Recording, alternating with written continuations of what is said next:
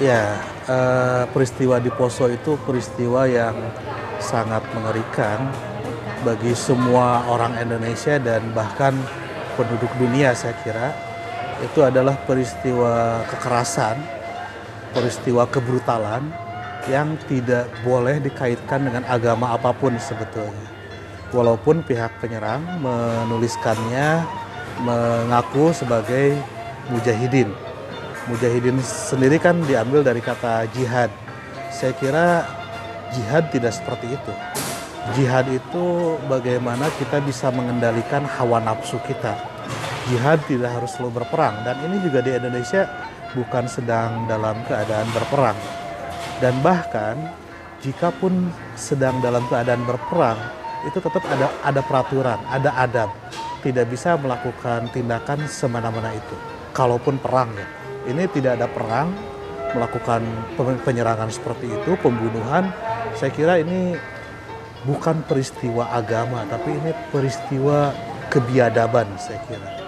Dan masyarakat tidak boleh takut kepada itu, masyarakat harus melawan itu semua. Jadi jangan mengamini kelompok teroris dengan mentakutinya.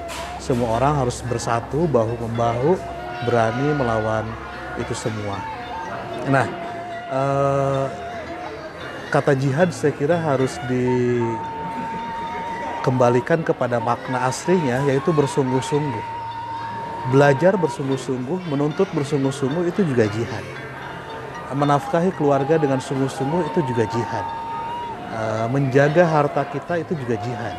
Beberapa hadis Nabi menunjukkan jihad justru tidak hanya perang. Perang adalah bagian kecil saja dari jihad. Ada hadis Nabi yang terkenal saat sahabat kembali pulang dari berperang.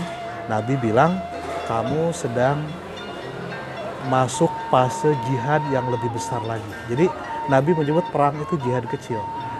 Jihad yang besar itu jihad dalam kehidupan sehari-hari kita. Nah, satu lagi, si penyerang itu mengatasnamakan dirinya dengan kelompok Islam tertentu. Saya kira Islam tidak mengajarkan pembantaian seperti itu. Islam itu agama yang penuh dengan kasih sayang. Jadi menurut saya fenomena ini adalah fenomena kebrutalan, fenomena yang tidak bisa dimaafkan, apalagi dikaitkan dengan ajaran agama tertentu, dalam hal ini Islam. Tidak, Islam justru mengajarkan kasih sayang kepada sesama manusia. Ya, ini harus menjadi perhatian kita semua kepada pihak pemerintah. Ini harus segera diatasi, menangkap para pelaku dan dihukum dengan hukuman yang setimpal, karena ini adalah kejahatan kemanusiaan.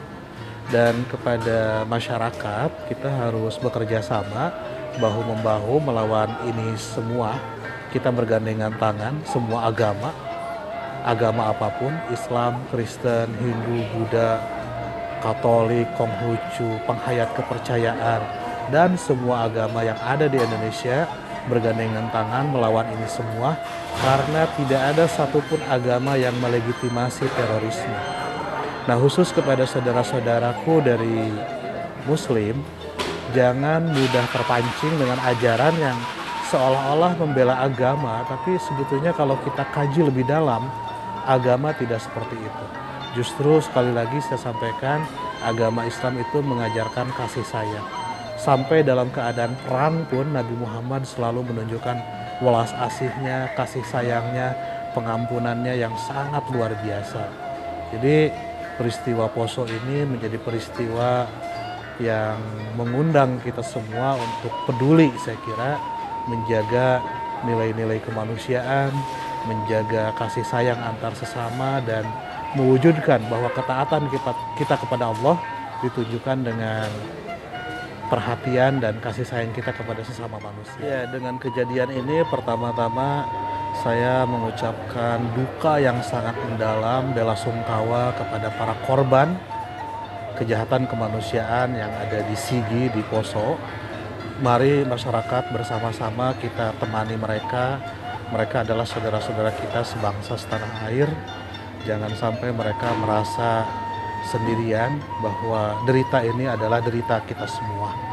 Masyarakat sekitarnya harus membantu recovery agar teman-teman yang kemarin menjadi korban, keluarganya, lingkungannya, masyarakatnya kembali bangkit bahu-membahu bersama kita semua, tetap beritikad sebagai manusia-manusia yang mencintai negara ini, mencintai NKRI ini. Poso kita kenal memiliki kebudayaan yang sangat luhur. Saya tahu dari teman-teman Poso, di Poso itu hubungan antar agama sangat baik. Peristiwa-peristiwa yang sering kita dengar, sering kita saksikan, bagaimana kalau malam Idul Fitri teman-teman Muslim melakukan takbiran di mobil-mobil kolbak dan teman-teman Kristen yang menjadi supirnya. Kemudian saling mengunjungi jika hari raya tiba, persaudaraannya yang sangat erat. Saya kira hal ini jangan sampai terkontaminasi oleh peristiwa-peristiwa semacam yang kemarin terjadi. Justru kejadian ini membuat kita harus saling rekat, bergandengan tangan, harus saling dekat, harus lebih lagi membuat kita semakin bekerja sama dalam membangun perdamaian. Nah, ini juga kita khawatirkan jangan sampai kejadian-kejadian serupa terjadi di belahan Indonesia yang lain. Jadi saya kira radikalisme dalam berbagai levelnya harus segera diatasi. Karena mungkin saja radikalisme dalam bentuk yang paling sederhana, misalnya intoleransi. Kita tidak siap menerima perbedaan satu sama lain. Kemudian karena itu kita membangun kebencian satu sama lain. Nah, itu adalah tungku-tungku kayu bakar yang membuat tindakan radikalisme yang lebih keras lagi. Jadi mengatasi radikalisme saya kira juga harus dengan cara memupus semua praktek intoleransi yang ada di masyarakat. Nah, salah satu hal yang bisa kita lakukan adalah membangun ketahanan lokal masyarakat. Jadi di mana setiap perkampungan, pedesaan, kemudian kota kabupaten ya bersama-sama bergandengan tangan untuk menghalau itu semua. Nah, selain ketahanan lokal, juga saya kira perlu kiranya kita semua kembali kepada akar kebudayaan kita, di mana Indonesia memiliki akar kebudayaan harmonis yang luar biasa, yang satu sama lain tidak mudah dipecah, tidak mudah diadu domba. Gitu. Jadi hampir semua kebudayaan di Indonesia mengajarkan harmonisasi.